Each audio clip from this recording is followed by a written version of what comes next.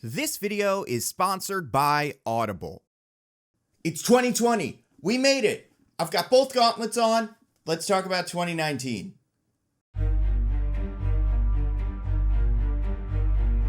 Since I make videos about movies, I decided to take a look back at the movies of 2019, and specifically comic book movies, since that's pretty much exclusively what I talk about, to see if they could teach us something about 2019.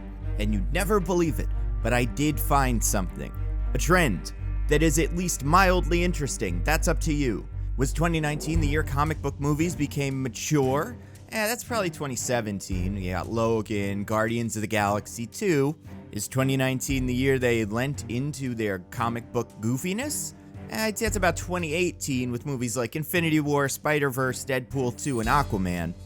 So then what was 2019? Well, 2019 was the year that the superhero movies became self-aware. What do I mean? Well, it used to be that a superhero movie was about a superhero, but now a superhero movie is about a superhero movie. Sometimes in a literal sense, sometimes in a metaphorical sense. The characters understood what it meant to be part of a comic book world. They're familiar with the tropes of the movies and use those tropes to tell stories in new and interesting ways. So let's go through the comic book films of 2019. I will discuss how each one demonstrates self-awareness, why they do it, and what that means about the genre. And real quick, here are 3 comic book movies from 2019 that do not follow this trend: Dark Phoenix, Captain Marvel, and Hellboy. So yeah, I know, you forgot Hellboy came out in 2019. I'm 90% sure it did, but I don't know, whatever, let's move on. And we'll start big. Avengers Endgame was God's gift to cinema. I have to say, it really did everything right and made no mistakes. Captain Marvel should have gotten the Iron Gauntlet, Natasha did not deserve a funeral, and a few people pointed this out to me, resolving Hulk's one consistent issue off screen was great. Alright Disney, check please, they exist everybody. But how was Endgame self-aware? Well, in Endgame, our main characters, in an attempt to retrieve the Infinity Stones, went back in time, did a time heist, and visited previous movies. They saw them from a new point of view. Our heroes even commented on the movies and used their knowledge that they gained in previous movies to exploit the time period they were in. So why was Endgame self-aware? Well, Endgame uses its awareness as a celebration, takes a victory lap. It's also able to highlight change in the characters. When 2023 Captain America meets 2012 Captain America, they are different people. And 2023 Captain America is aware of this, like the audience is. It's also used to end stories, give characters like Tony, Steve, and Natasha some closure. But really, it's just to have fun. Next up, Shazam. I'm finally mentioning it on this channel. You hear that, fellow YouTuber David F. Sandberg? I talked about Shazam, and I loved Shazam. I even pronounced the exclamation point in my head, so please watch my videos. Sandberg said on Sardonicast that he watched YouTubers online, and I never came up, even though I am a YouTuber online, and to twist the knife even further, he even name-checked my arch nemesis, Phil Mento. That's cold, David, but all will be forgiven if you watch this video. Shazam does something really interesting. We have a character in Freddy who talks about superheroes and what they should do. Freddy and Billy use language that is almost exclusively used outside superhero movies, right? Like, I don't think the people in this universe actually referred to bad guys as bad guys. It's a little simplistic. That word is almost exclusively used for commentary outside of the medium. Shazam also makes jokes at the expense of movies like Man of Steel and Batman v Superman, to the point where it almost functions as a parody. So why is Shazam self-aware? Well, Shazam uses self-awareness as a distinction. It exists to symbolize a new post-Justice League direction for the DCEU. These are different kinds of movies, different genres. By looking back at the older movies, you can create a distinct tone in your movie. It's hopeful, it's bright, it's fun, and it's really great, David F. Sandberg. I really enjoyed this movie, David F. Sandberg. Now, please comment on this video, David F. Sandberg. People that don't know, if you say his name 3 times, he shows up in your comment section like Beetlejuice. Next, Spider-Man Far From Home. The Spider-Man movie that finally brought back that classic character from the Raimi movies. No, not him. Peter's romantic rival being played by a 30-year-old pretending to be a high schooler even though he's clearly 30. In this movie, he's called Brad, but whatever, the dude's older than I am, and I'm somewhere between the ages of 25 and 32. How is Far From Home self-aware? Well, in the form of Quentin Beck, who invents a fake superhero and disasters to fight in. He is aware of what characters and audience members expect from a superhero movie and uses those expectations against us. I mean, he doesn't fully go there because he makes a character that's green, and all of us audience members know that the good guys wear primary colors, and sometimes they don't, but that's when they're the dangerous one, like Hulk, or the one that used to be bad, like Hawkeye. Although, who knows what his backstory is in these movies. And then all of the bad guys, pretty much all of Spider-Man's villains, are secondary colors. So if you're in New York City and you see someone wearing a combination of purple, green, and or orange, just run in the other direction. Unless it's Mardi Gras, and then it's like, well, are they really celebrating it that much in New York? And you're like, yeah, they kind of have a parade for everything, so I'm sure that's fine. And if someone's wearing purple, green, and orange, and you see them, there's a good chance you're already dead. So why does Far From Home have this self-awareness? Well, it uses awareness as subversion. After 7 Spider-Man movies and so many superhero movies, Far From Home keeps our expectations fresh by creating a character who knows what to expect from a superhero movie and subverts those expectations. Beck presents the cynical viewpoint. These superhero movies are all these idiots want, and they're pushing other people over to the sidelines, so the only way to get revenge is to make our own superhero. So that Spider-Man can provide the hopeful viewpoint. Superheroes are great and earnest and do fun, good things that people love to watch because they're fun and good, and if you don't play Dumbo in 50% of your theaters, you don't get the next Star Wars movie. Oh, I see why I didn't get that check. Glass. Finally. You remember Glass. That movie M. Night definitely had in mind when he wrote Unbreakable, but even though Unbreakable was a hit, M. Night chose to wait 20 years to produce. The one that ends with the revelation of a grand conspiracy that was never even kind of hinted at in any previous movie. You know, Glass. Well, how is Glass self-aware? Mr. Glass himself, aka Elijah Price, drives the plot based on an awareness that the characters in the movie are superheroes. He uses comic book tropes and terms to manipulate these characters and the audience. Why does Glass do this? Well, it uses awareness as contextualization in and out of the movie. In the movie, Elijah compares the heroes to myths, legends, giving them a sense of importance.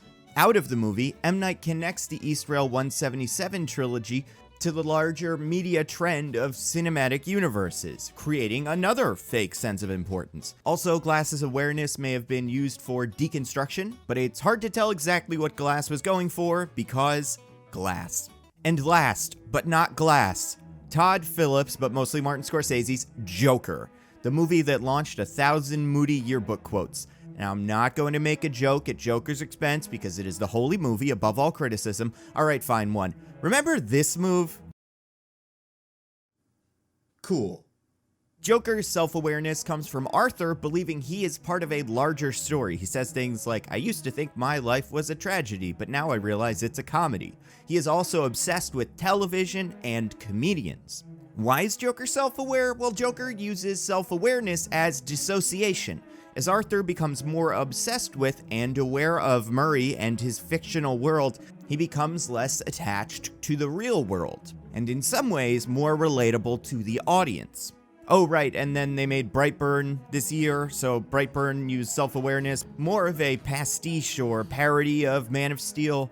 And why? Well, it used self-awareness as association to tie it to another franchise that it was taking its inspiration from. Also, it would be unfair to not point out how superhero TV in 2019 also dealt with self-awareness. Especially since there was some great superhero TV in 2019, starting with The Umbrella Academy, then Doom Patrol, which I have not seen but hear is great, The Boys, Watchmen, and even the new Harley Quinn cartoon that I really like. There is a level of sophistication when it comes to media and perception of superheroes in a way that really wasn't present in a lot of the other superhero TV shows that came before these. And yes, I realize using the word sophisticated to describe The Boys seems like a bit much, but I mean in terms of using complicated themes Also, if you compare the TV show to the comics The Boys is based on, the TV show might as well be Downton Abbey. But all of these shows deal heavily with the media perception of superheroes. In The Boys, the main characters film a show about their origins. There's also posters and toys that one of the main characters collects. The Seven from Umbrella Academy. Wait, there's two things with the Seven, huh? The Seven from Umbrella Academy also have toys and are public figures. Harley Quinn frequently appears on a talk show and talks about her own image. Doom Patrol, from the couple of episodes I have seen, is narrated by the villain, Mr. Nobody, who just calls these characters superheroes on a superhero show. And then Watchmen has a show within a show called American Hero Story, which, and I've never been quite sure about this, seems like a parody of the Zack Snyder version of Watchmen. It's filmed in a similar way. It uses the similar ultra-violence and slow motion that I've come to expect from Zack Snyder and that I recognize in Watchmen. And Watchmen uses the American Hero Story show to create a contrast between the public's perception of superheroes and the reality within the show. So what does this mean about 2019? Honestly, it feels like this was the superhero genre getting something out of its system, doing a reset. The movies and the genre, and if we're calling westerns a genre, there's like 7 superhero movies made a year, so like this is a genre too. The genre got bigger and the stories in the movies needed to start acknowledging that. Endgame and Far From Home were the MCU taking a victory lap. Shazam and Joker were Warner Brothers rebooting their quote-unquote universe tonally, if it exists or not, which is a good thing. And Glass was Shyamalan trying to put his movies on the level of the big boys, albeit unsuccessfully. But I bet you're wondering, knowing this and knowing the slate of films expected to release, what can we expect from 2020? I mean, I can't predict everything. I already predicted that Dark Phoenix thing, but I do have an idea. Just based off of what we're looking at, I have a feeling 2020 is going to look like not 2019. We got movies like Birds of Prey, Black Widow, Wonder Woman 84, Eternals, Venom 2, I guess Bloodshot, and maybe Morbius if that movie comes out. They all seem relatively straightforward. Maybe there'll be fourth wall breaking in Harley, and maybe Wonder Woman will deal with media more generally, and Black Widow will feature a parody Captain America, kind of. But it doesn't seem like the same level of self-awareness on display in 2019. It's almost like we're going back to the mid-2000s and we're just going to make superhero movies about superheroes. But there is one superhero movie that deals with genre awareness, slated for release in 2020, where the characters in the movie realize that they are in something like a movie, a horror movie. And we have already seen the trailer, so it's definitely coming out. For real, guys. No, seriously. Okay, maybe not. We'll see. Oh, and one more thing. Like I said at the beginning, this video is sponsored by Audible. No matter what your resolution or goal is this year, you'll find the perfect audiobook at Audible to motivate and inspire you. For instance, one of my goals is to spend less time being distracted by my phone. So I just downloaded Indistractable: How to Control Your Attention and Choose Your Life by Nir Eyal. Indistractable is about learning how we're driven by technology and just the world to be distracted, and then Indistractable gives you techniques to control your time and attention. And to help motivate you, Audible is issuing a challenge to current and new members. Finish 3 audiobooks by March 3rd and get a $20 Amazon credit. It's that simple. Finish 3 by 3/3, you get it, and get $20. How easy is that? There's nothing to enter. Audible will keep track of your progress for you. Audible members can choose 3 titles every month, 1 audiobook and 2 exclusive Audible originals that you can't hear anywhere else. You can start listening with a 30-day Audible trial with 1 audiobook and 2 Audible originals, absolutely free. Just visit audible.com/NandoVmovies, NANDOVMOVIES, no spaces, or text NandoVmovies, again, NANDOVMOVIES, to 500-500. Get motivated and inspired with Audible.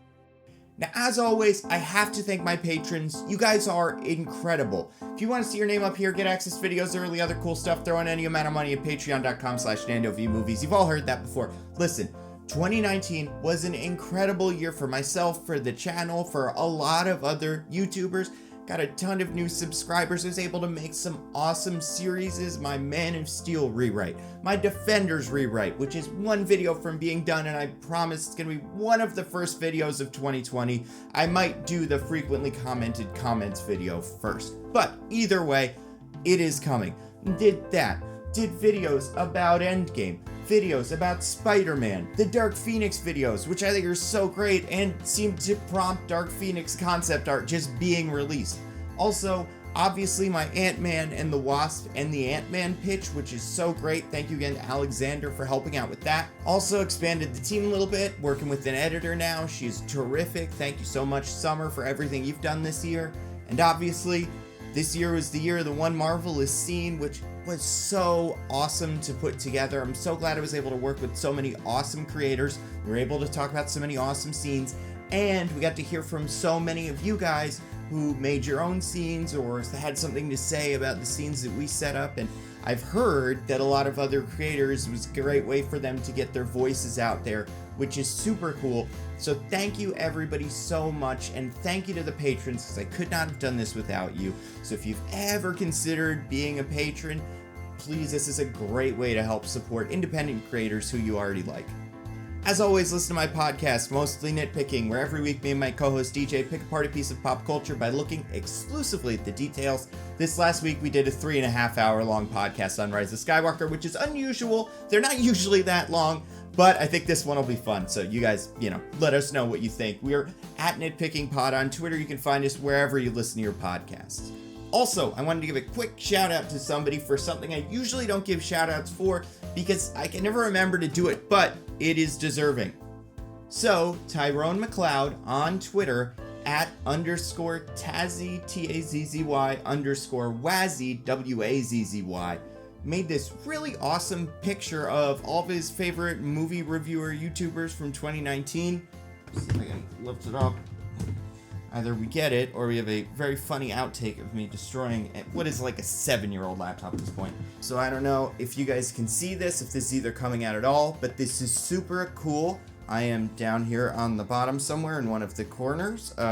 This corner, right here. Even got my signature stubble, which is a new thing that I'm doing. Glad people are realizing that. So thank you so much, Tyrone. I'm going to get that put up in the office. It's super cool. Anybody that's ever thought of sending over fan art, I love that stuff, so definitely send that my way.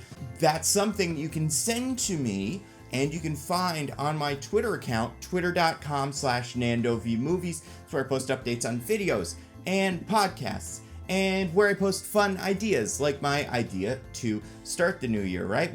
This is what I did. And I also put this on my Instagram, instagram.com/NandoVMovies, where you time your New Year's just right, that if you start Iron Man 2 at the right time, it'll be 12 o'clock midnight when Justin Hammer dances onto the stage at the Stark Expo. So terrific stuff like that can be found on my Twitter, again, at NandoVMovies. That's all I got. I will see you next time.